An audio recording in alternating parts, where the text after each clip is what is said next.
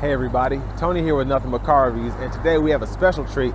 Here we have a 2022 Ram TRX, so let's get right into it. So this Ram 1500 in the TRX trim level comes with a 6.2 liter supercharged V8 engine, made it with an 8-speed automatic transmission, and that gets you 702 horsepower, 650 pound-feet of torque. And I love the color scheme on this. We have the red and black exterior as well as the red and black interior. Really good look there. And as we come to the back end here, we have our signature Ram lights here. And I'm going to get my mic close to this exhaust so you can hear it.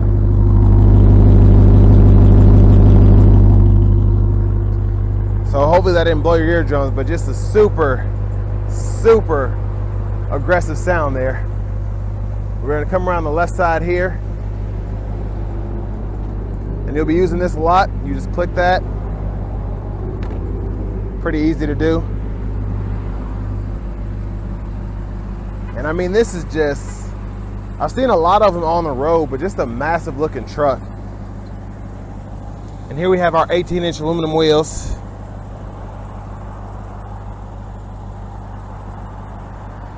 And as we go around to the front here, we have our LED headlamps, LED fog lights, as well as LED daytime running lights. And I like how we have the 3 amber lights here in the hood scoop. And of course, plenty of vents to air it out. And we're gonna check that out. This 6.2 liter supercharged V8.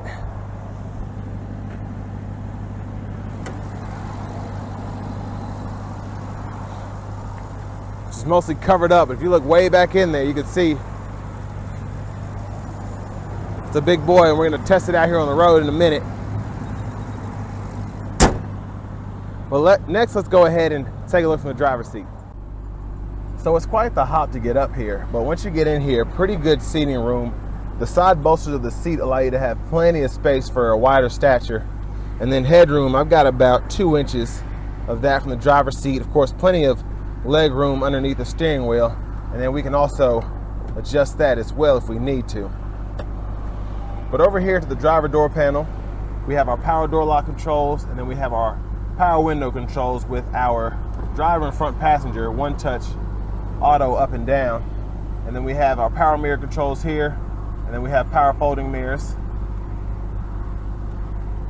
But I really like how you've got this kind of, I don't even know how to describe it. It's like a carbon fiber feeling red trim here, and then the black, of course, is going to be this plastic. And then you get the Alpine sound system. But over here, we have our headlamp controls, and we can toggle fog lights here, the bed light here, and then we can toggle our auto mode as well. And then our electronic parking brake, which we pull up to engage, and then press the brake and push down to disengage. Over to the steering wheel here. Really nice, really sporty. I love the flat bottom feel there. Then we have our cruise controls on the right side of the steering wheel. And then we have our gauge cluster arrows here. We can toggle through all of that. And then voice recognition, Bluetooth controls. And then behind the steering wheel on the left side, we can toggle between our radio station favorites or track list.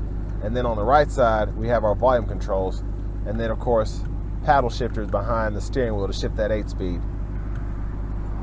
But with all that being said, let's go ahead and take a look from the passenger side.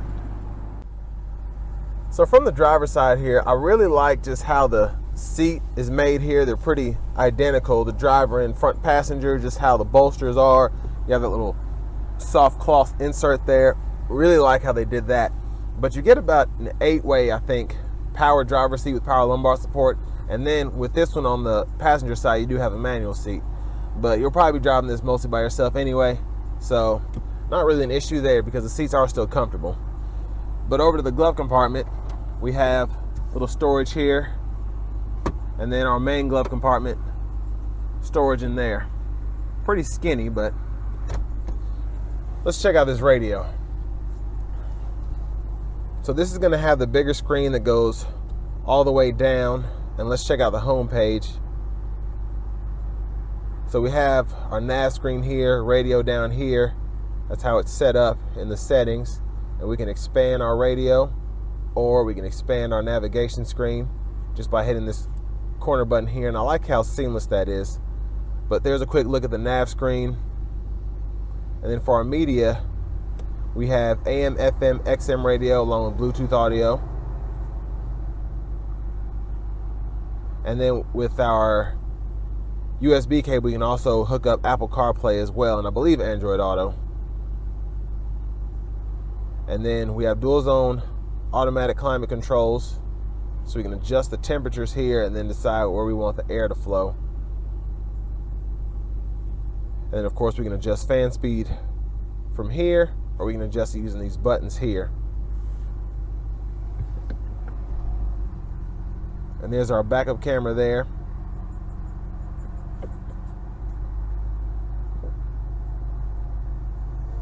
Then we have our apps page. You have Alexa. And then here we have the fun stuff. If you want to go ahead and set timers for drag racing. There are your gauges there, G-force, how much the engine's doing. So I really like that you get all those performance pages there. And of course we can toggle the screen there. But over here, we have our four-wheel drive controls, launch mode, and then we can toggle our drive modes here between mud, sand, and then we have a custom, an auto, snow, tow, sport, and then a Baja mode. Let's see if we can get up here. And that kind of shows you the toggles there on the gauge cluster. So we'll leave it in sport mode. But we also have push button start, of course. And then down here below we have aux inputs to run that Apple CarPlay, Android Auto, or USB inputs for that, and then an aux input as well. And then we have a wireless charging pad here, little storage here, and then cup holders down here. And then we have our key fob with remote start. And then I skipped over something up here. We have our hill descent, and then we also have our traction control toggle here. And of course we have aux inputs. If you have lights set up or whatever, you can toggle those from these buttons right here. Now for our shifter, we just hit this button right here, pull up, reverse, neutral drive, and then we can go to sport mode and manually shift there. And then over here, huge center console cubby space, and of course we can put change here.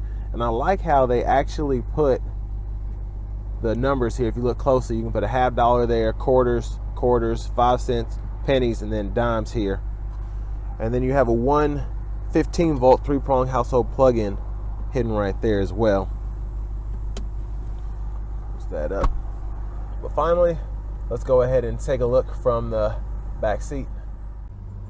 So very generous space back here in the rear seat. Tons of leg room, of course, tons of headroom.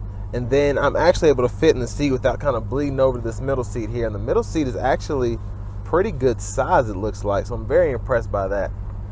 And then we have our cup holders when you fold that down from the center seat. And then over here, we have another 115 volt 3-prong household plug-in.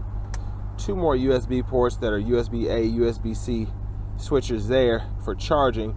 And then we have vents back here as well. And then we have 2 cup holders in the back too. And I like how they went ahead and put pockets behind both of the seats. And I'm just really impressed by this, just the rear seat in general. It feels really nice back here, really roomy. You could have 5 full-size adults in here, no problem, I think.